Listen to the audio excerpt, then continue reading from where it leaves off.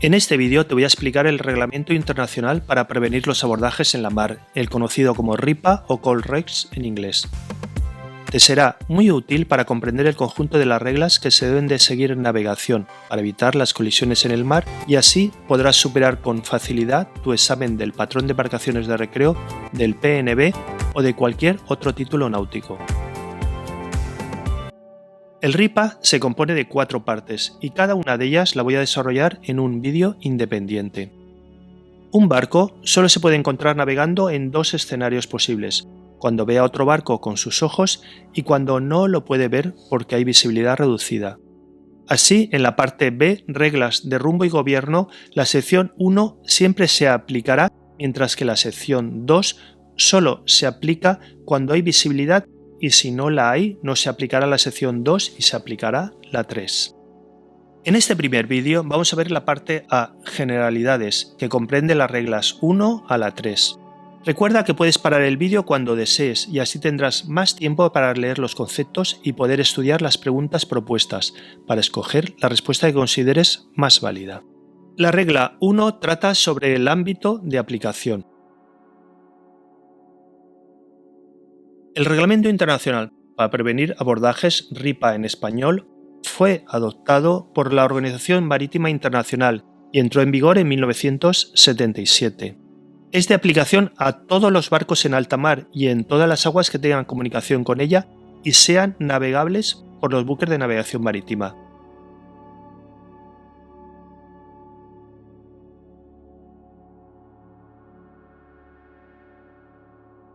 Para que se aplique el RIPA a un lago, este debe de estar comunicado con el mar.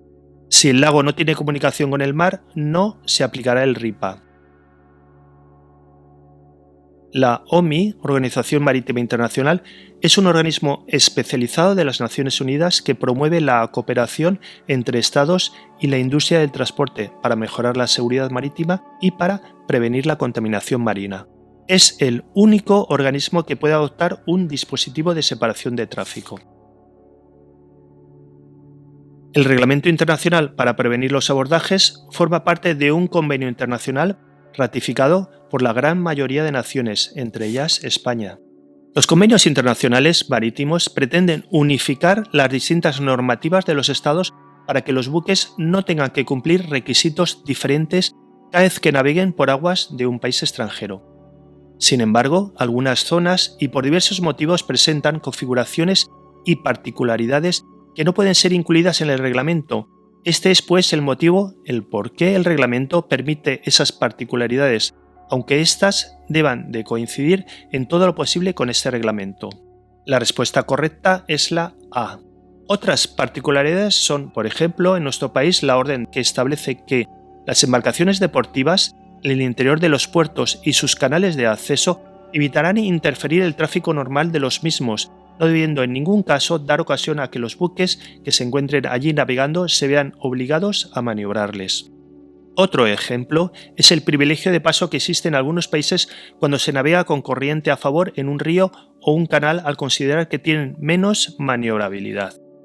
Detalles de importancia que debes de tener en cuenta son que puede haber buques que no se adapten a estas reglas y que las reglas a veces se adaptan a ciertas particularidades y son publicadas en los derroteros o mediante avisos náuticos. Pasamos a la regla 2, responsabilidades.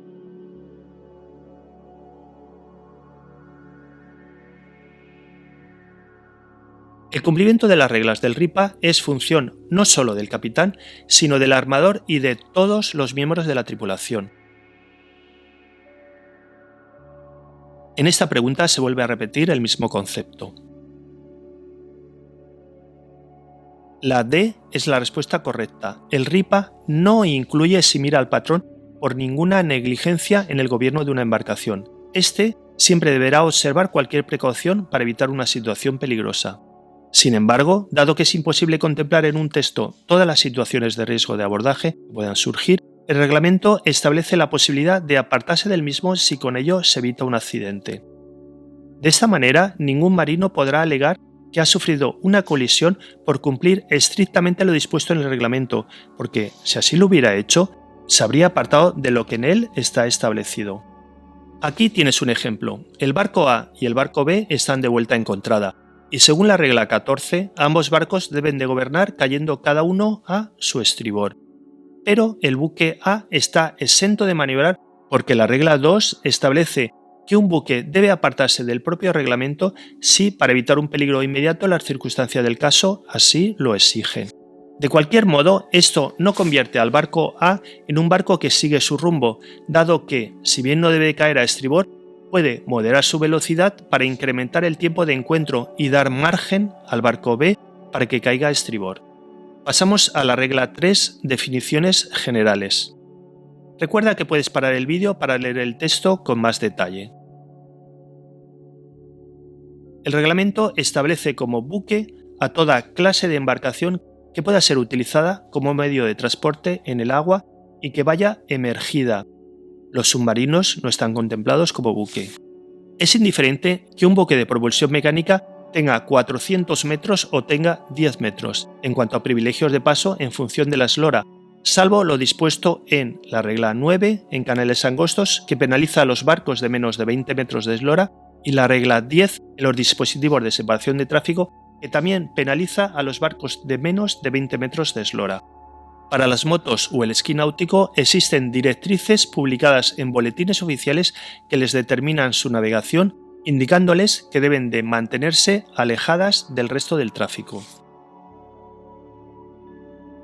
Hay muchos tipos de eslora: eslora de flotación, entre perpendiculares, máxima y eslora total.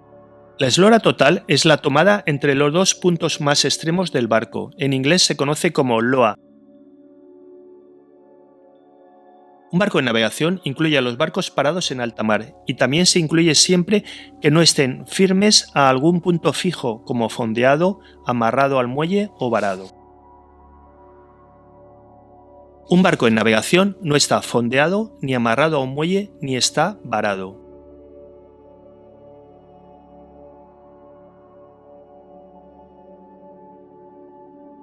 Un barco que se encuentre parado y derivando por su propia voluntad y con su motor en orden de funcionar está en navegación. Para que un barco tenga la consideración de buque de propulsión mecánica, debe de estar movido por una máquina.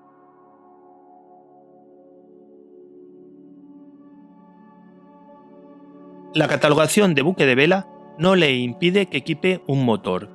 Los veleros, cuando tienen las velas izadas, en el momento que ponen en marcha el motor, dejan de ser considerados como un buque de vela y pasan a tener las mismas obligaciones que los buques de propulsión mecánica. Deben exhibir un cono con un vértice hacia abajo.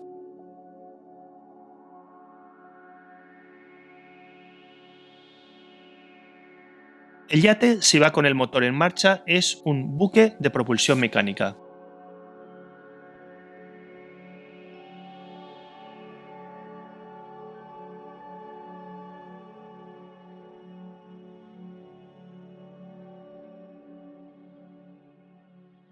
Con respecto a los buques que están a la vista, el RIPA especifica que solamente se considerará tal situación cuando ambos puedan ser observados visualmente y no por otros medios como el radar o el AIS.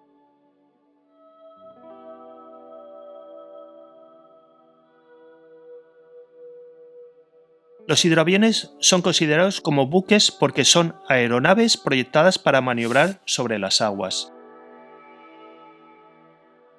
El concepto importante para ser considerado un buque dedicado a la pesca es que las artes de pesca que esté utilizando restrinjan su maniobrabilidad, y si, por ejemplo, va pescando con curricán, no se considerará un buque dedicado a la pesca porque no restringe su maniobrabilidad. Las artes de pesca, si restringen la maniobrabilidad, entonces es un buque dedicado a la pesca. Con los buques de pesca ocurre algo parecido al de los veleros, ya que el reglamento se refiere a ellos cuando estén pescando, por lo que si no lo están haciendo no pueden acogerse a ningún tipo de privilegio. La C es falsa. En la lista tercera se registran los buques de construcción nacional o importados destinados a la captura y extracción con fines comerciales de pescado y otros recursos marinos vivos. Para que se considere buque dedicado a la pesca, según el RIPA, debe ir pescando en ese momento. Los conceptos de sin gobierno y el de capacidad de maniobra restringida se prestan a confusión y son fáciles de confundir. Sin embargo, entre ellos hay una diferencia muy importante, y es que un barco sin gobierno se debe a una circunstancia excepcional, transitoria y de una manera no deseada, como la avería en su motor, en el timón, en un velero, en medio de una encalmada, si no posee motor, y mientras que un barco con la capacidad de maniobra restringida es debido siempre a una circunstancia normal y sí que es deseada, es decir, es voluntaria, debido a su trabajo específico, como son las dragas, los cableros, los barcos de remolque o los oceanográficos. No todos los remolcadores se incluyen en este grupo de barcos con capacidad de maniobra restringida, solo aquellos que por la naturaleza de su remolque restringe su capacidad de apartarse de la derrota de otro buque. Un buque dedicado al lanzamiento o recuperación de aeronaves es un barco con capacidad de maniobra restringida. Un buque que esté dragando es buque con capacidad de maniobra restringida. Lo mismo que los barcos que estén haciendo combustible en alta mar. Un barco sin gobierno se debe a una circunstancia excepcional, transitoria y de una manera no deseada, como es la avería en su motor, en el timón o un velero en medio de una encalmada si no posee motor.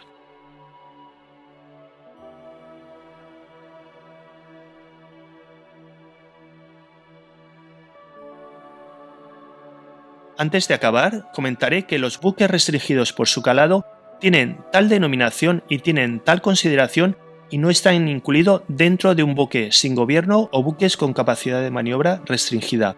Para que un buque sea considerado como buque restringido por su calado, deben de darse tres condiciones simultáneas a la vez. Primero, será un buque de propulsión mecánica, esto quiere decir que no se incluyen a los veleros. Segundo, está restringido en la profundidad de agua que tiene bajo su quilla. Y tercero, está también restringido en anchura de espacio de navegación. Y con esto acabo este primer vídeo sobre el RIPA. En un segundo vídeo continuaré con la parte B, reglas de rumbo y gobierno. Espero que te haya gustado este vídeo y lo encuentres interesante para superar con éxito tu examen de náutica. Valora en apuntarte a nuestro curso del PER online, un curso muy completo y ameno y con un precio muy reducido. Puedes hacer clic en me gusta y dejar algún comentario. Si te suscribes a mi canal estarás al tanto para cuando suba nuevos contenidos y así me ayudarás para que tengan mejor difusión estos vídeos. Saludos y hasta pronto.